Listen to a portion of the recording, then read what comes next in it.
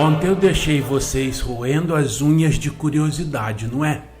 Por causa da admiração que João demonstrou diante da figura da mulher que vira no deserto montada na besta escarlate. Realmente, a descrição dela é de tontear. Mas será que foi por isso que João se admirou tanto? É um mistério, não é? Noutros pontos deste Apocalipse, João descreve as reações que teve. Por exemplo, no capítulo 1, versículo 17, ele escreve: quando ouvi, e ele se refere a Jesus glorificado, caí a seus pés como morto. Quer dizer, ele desmaiou em linguagem atual. E mais adiante vemos outra reação do profeta, também interessante e muito digna de comentários. Mas vamos devagar. Vamos deixar vocês pensarem um pouco mais no porquê ele se admirou vendo essa mulher. E, claro, aguardar aqui os comentários de vocês a esse respeito. Pensem em relação ao que é espiritual e nada do que seja material.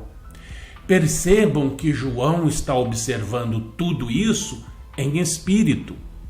Para isso, releiam o versículo 3.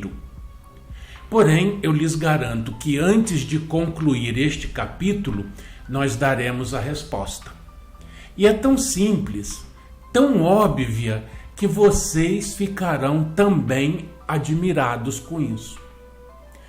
Por falar em jogo de palavras, observem o versículo 8. A besta que viste era e não é. Está para emergir do abismo e caminha para a destruição. E aqueles que habitam sobre a terra, cujos nomes não foram escritos no livro da vida desde a fundação do mundo, se admirarão vendo a besta que era e não é, mas aparecerá. Olha que jogo de palavras, né? A besta que era e não é, mas aparecerá. Isso faz a gente pensar. Então vamos buscar as referências para a composição desse texto. A besta, vocês se lembram, é uma imitação grotesca do cordeiro.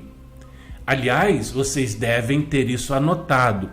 Eu espero que durante todo o nosso estudo vocês tenham feito as anotações de vocês, para conferir quando os símbolos reaparecem.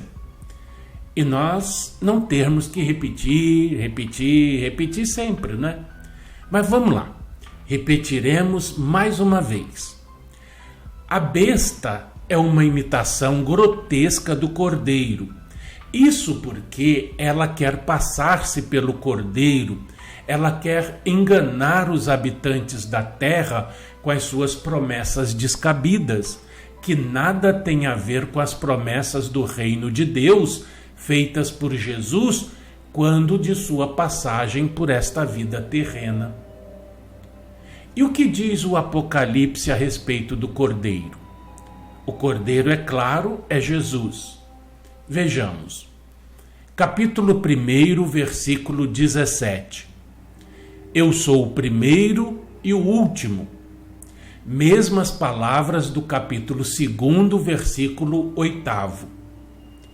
Capítulo 3, versículo 14. O princípio da criação de Deus.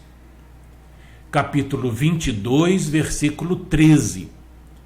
Eu sou o Alfa e o Ômega, o primeiro e o último, o princípio e o fim. Essas são algumas citações que, pelo texto, percebe-se claramente que se referem ao Cordeiro, ao Cristo, ou seja, é Ele mesmo quem está falando.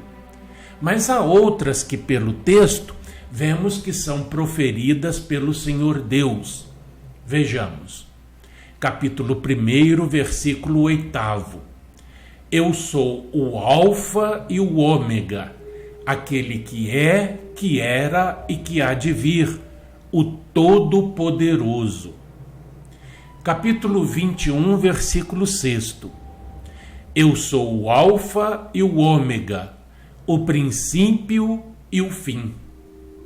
São termos e expressões que se repetem, ora afirmando-se que são de Deus Todo-Poderoso, ora do Cristo. Fato é que Jesus, quando veio materialmente ao mundo, nos revelou o Pai. E foi Ele mesmo quem disse: Eu e o Pai somos um. Registro feito pelo evangelista João, no capítulo 10, versículo 30, da sua narrativa evangélica.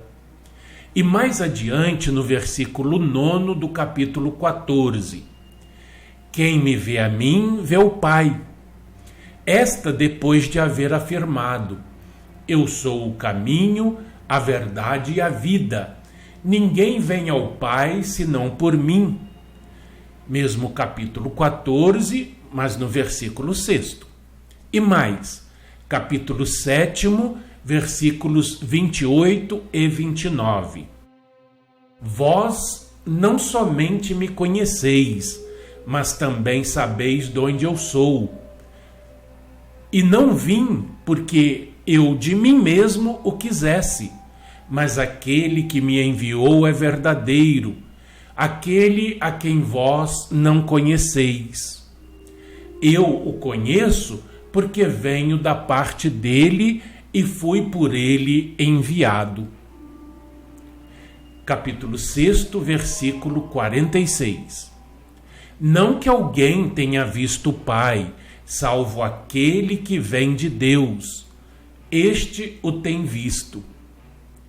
Capítulo 17, versículos 25 e 26.